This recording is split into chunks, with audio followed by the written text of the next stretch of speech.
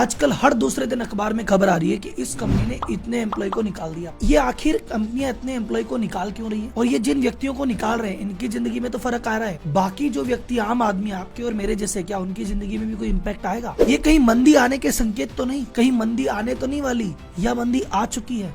और अगर मंदी आएगी, क्या सिर्फ यूएस और यूरोप में आके रह जाएगी या भारत में भी इसका प्रभाव होगा? और अगर भारत में मंदी आने वाली है तो कब आएगी, कैसे आपको इम्पैक्ट करेगी और हम कैसे बचे? ये सवाल अगर आपके दिमाग में घूम रहे हैं तो ये वीडियो उसका जवाब है। कोई भारी ज्ञान नहीं, आम आदमी के लिए आम भाषा में बिजनेस और फाइनेंस वर्ल्ड से इंफॉर्मेशन एंटरटेनमेंट के साथ। तो बिना समय वेस्ट किए करते हैं इंफोटेनमेंट की शुरुआत।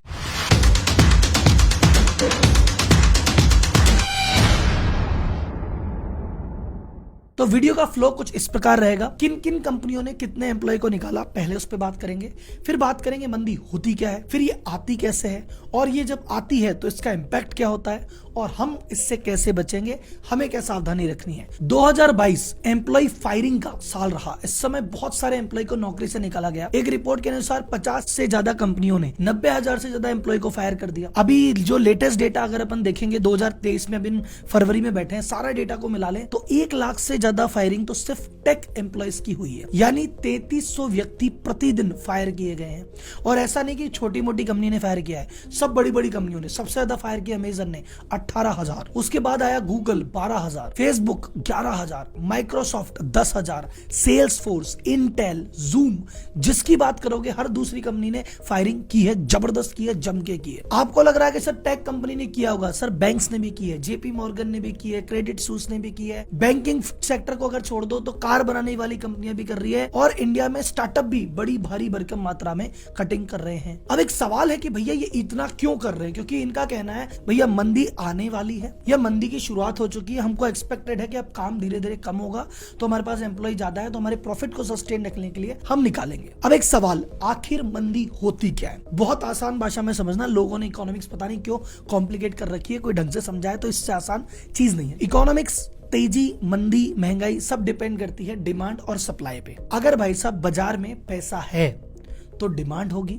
और अगर डिमांड है और उसके बराबर सप्लाई है तो सब कुछ मार्केट में ठीक है, सब चंगा सी, कोई टेंशन नहीं है। लेकिन अगर बाजार में जरूरत से ज्यादा पैसा आ जाएगा तो डिमांड ज्यादा उठ जाएगी और उतनी सप्लाई बढ़ नहीं पाती है, तो उसको कहते हैं महंगाई। और अगर इसका उल्टा हो जाए कि बाजार में पैसा ही चला जाए, डिमांड ही ना रहे, फिर आती है मंदी। एक और इंटरेस्टिंग चीज, ये जो तेजी और मंदी या महंगाई और मंदी, ये जोड़े में आती है।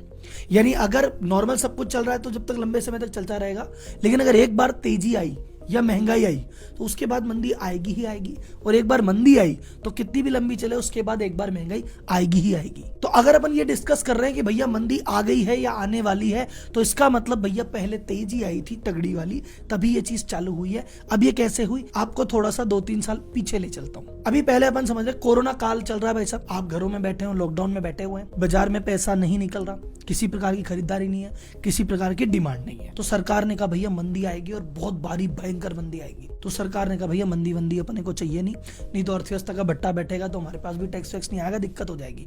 तो एक काम करो, बाजार में कैसे भी आर्टिफिशियली इकोनॉमी में पैसा फेंको। तो आपको याद हो तो भारत में तो मोदी जी लेके आए थे 20 लाख करोड़ का बजट। फिर मोदी जी ने कहा था एक काम करो यार, जो तुम्हारा 3 महीने 6 महीने की लोन की किस्तें भी आगे बढ़ा दी थी, जीएसटी के लिए भी तुमको एक्स्ट्रा टाइम दे दिया था। तो कुल मिला के आपके खर्चे धीरे धीरे उन्होंने कम किए थे और सुविधाओं के माध्यम से अलग अलग पैसा देने का प्रयास किया था। सेम चीज अमेरिका में हुई थी, यूरोप में हुई थी। हर कंट्री अपने लेवल पे यही कर रही थी कि नागरिकों के हाथ में ज्यादा से ज्यादा पैसा दे दी ताकि वो डिमांड करे, आने वाली जो मंदी एक्सपेक्टेड है वो मंदी ना आए। तो कुल मिला के क्या हुआ, मंदी ना आए इस चक्कर में ज्यादा पैसा दे दिया। अब पैसा दे दिया, अब लॉकडाउन खुला, लोग बाजार में आए, पैसा था तो भैया डिमांड बढ़ी।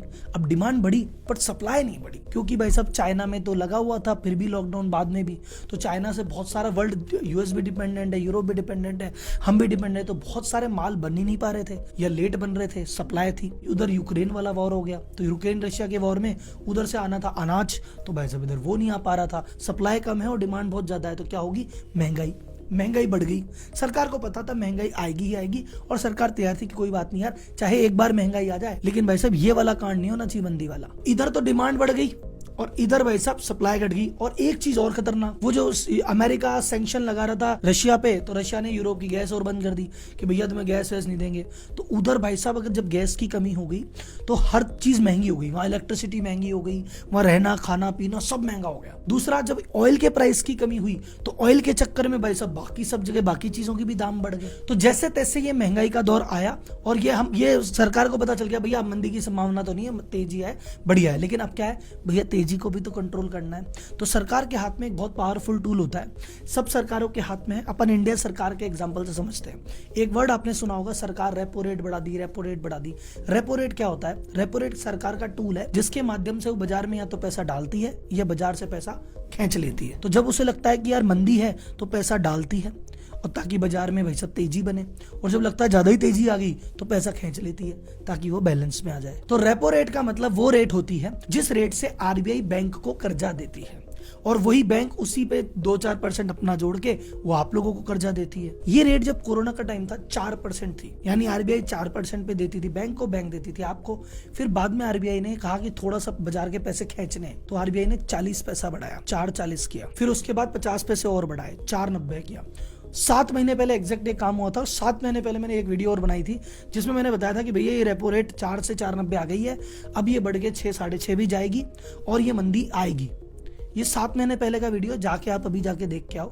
7 महीने एग्जैक्ट बात अपन बैठे हैं और जो रेट 4.90 पे कोहराम मचा था ना बाजार में, परसों 8 तारीख को 25 पैसा बढ़ा के 6.25 से 6.5 की बार कर दिए। तो 2.5% महंगा हो गया है बैंक का आरबीआई से कर्जा लेना। तो बैंक क्या कर रही है, वही 2.5% तुमसे चार्ज कर रही है। तो आप नोटिस करो, आपके होम लोन महंगे हो गए हैं, आपके पर्सनल लोन, आपके व्हीकल लोन सब महंगे हो गए। और अगर आपको लग रहा नहीं सर मेरी किस्त तो उतनी जा रही है, तो भाई साहब आप एक बार बैंक में जाके पूछो, आपका टेन्योर लंबा हो गया। अगर आपने 20 साल के लिए लिया था होम लोन, वो 23 या 24 साल कर दिया होगा इन्होंने, अगर ईएमआई नहीं बढ़ाई होगी तो बस का इम्पैक्ट क्या, मैं एक सामान्य व्यक्ति हूँ, 20,000 की मेरी तनख्वाह थी, 4,000 की ईएमआई जाती थी, 16,000 से बाकी खर्चे करता था। अब वो 4 की ईएमआई ही मेरी बढ़ के 5 हो गई, तो मैं 1,000 रुपए कम खर्च करूंगा एक आदमी।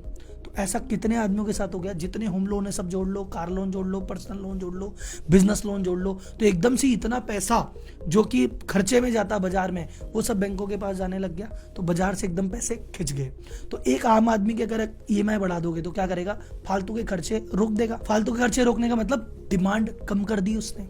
अब जब बंदे ने खर्चे रोक दिए तो कंपनियों की सेल कैसे होगी? तो कंपनियों की सेल डाउन, तो कंपनियों का प्रॉफिट डाउन। तो कंपनी बोल रही यार सेल तो ही नहीं रही, प्रॉफिट डाउन आ गया, तो इतने एम्प्लॉय रख के क्या करूं, 2 हटा। और जब मैं बोल रहा हूँ एक आदमी की सैलरी में अगर 1,000 रुपए का फर्क पड़ जाए तो इकोनॉमी ऐसे हिलती है। आपने कुछ आदमियों की तो सैलरी पूरी उड़ा दी, जब तेरी 20,000 थी कल से नौकरी पे मत आना, तो उसका तो पूरा ही हाल खराब हो गया। तो ये चीजें धीरे धीरे चल रही है। अब बिजनेसमैन क्या कह रहा है, सेल होनी नहीं, प्रॉफिट हो नहीं रहा, और बिजनेसमैन ने भी तो लोन ले रखा था, उसका भी 2.5% बढ़ गया। तो कह रहा है जो मार्जिन था उसमें से ब्याज बढ़ गया, मैं क्या करूं, तनख्वाह नहीं तो वह झक मार के एम्प्लॉय निकाल रहा है, एम्प्लॉय निकाल रहा है, तो ये साइकिल वापस काम कर रहा है, और इसे ही आम भाषा में मंदी कहते हैं। अब एक सवाल कि सर क्या भारत में ऐसा होगा? देखो भाई साहब, असली जो कांड हुआ था वो यूएस में हुआ था। मोदी जी ने तो 20 लाख करोड़ बांटे हैं, वो ठीक ठाक गरीबों में बटे। उधर यूएस की अगर बात करोगे तो वहां बहुत अति पैसे बांट दिए, अति डिमांड बढ़ी, उनके तो पिछले 30-40 साल के रिकॉर्ड टूट गए। तो जब उनके महंगाई के रिकॉर्ड टूटे तो उधर मंदी भी स्टीप आने वाली है। यूएस में ढंग से आएगी, उसके बाद यूरोप में आएगी, कारण तो सेम ही है। प्लस वहां भाई साहब हमारे पुतिन भाई साहब ने उनकी गैस बंद कर रखी है, तो इलेक्ट्रिसिटी महंगी होने के कारण से वहां पे अति वाला हिसाब हो रखा है, तो वहां और तेज आएगी। अब यूएस यूरोप वहां पे आ गई। इंडिया में कोई ऐसा फंडामेंटल एरर या कोई प्रॉब्लम नहीं है कि हमारे बहुत तगड़ी मंदी आनी चाहिए, लेकिन वर्ल्ड इतना कनेक्टेड है कि अगर उधर बुखार आएगा तो आपको जुकाम लगेगी। तो आपके यहाँ पे मंदी आपने मैन्युफैक्चर नहीं की, मैन्युफैक्चर कहीं और से हुई, पर रिजल्ट आप पे आएगा। जैसे एग्जांपल यूएस में अगर मंदी है और इंडिया से जितना भी एक्सपोर्ट होता है यूएस यूरोप में, अब जब वहां मंदी चल रही है, डिमांड ही नहीं है, तो तुम्हारा एक्सपोर्ट रुकेगा नहीं रुकेगा। फिर जो आईटी कंपनियां है, तो आईटी कंपनीज अपनी यूएस और यूके मार्केट को ही तो सर्व करती है। अगर वहीं काम कम हो गया तो भाई साहब फिर वो तो आउटसोर्सिंग भी कम होगी। तो इंडिया में आप देखोगे बहुत सारी आईटी कंपनियों ने क्या किया, या तो एम्प्लॉय नौकरी से निकाल दी, और जिन्होंने नहीं भी निकाले उन्होंने क्या किया, आगे की हायरिंग रोक दी, बोले आगे वाले नहीं चाहिए। इवन जिनको ज्वाइनिंग लेटर दे रखे थे उन तक को कह दिया भाई तुम घर बैठे रहो, अभी ज्वाइन मत करना, बाद में ज्वाइन करना। टेक सेक्टर की हालत सबसे ज्यादा क्यों खराब हो रही है? क्योंकि मैंने क्या कहा था, जो होता है जोड़े में होता है। कोरोना काल में सबसे ज्यादा कमाए भी तो वही थे। उस दौरान तो भाई साहब सब कुछ ऑनलाइन ही चल रहा था। जूम में भी भर्तियां दनादन हो रही है, अमेजन भी भर्ती कर रहा है, नेटफ्लिक्स भी भर्ती कर रहा है। उन्होंने उस समय धमाधम भर्ती की।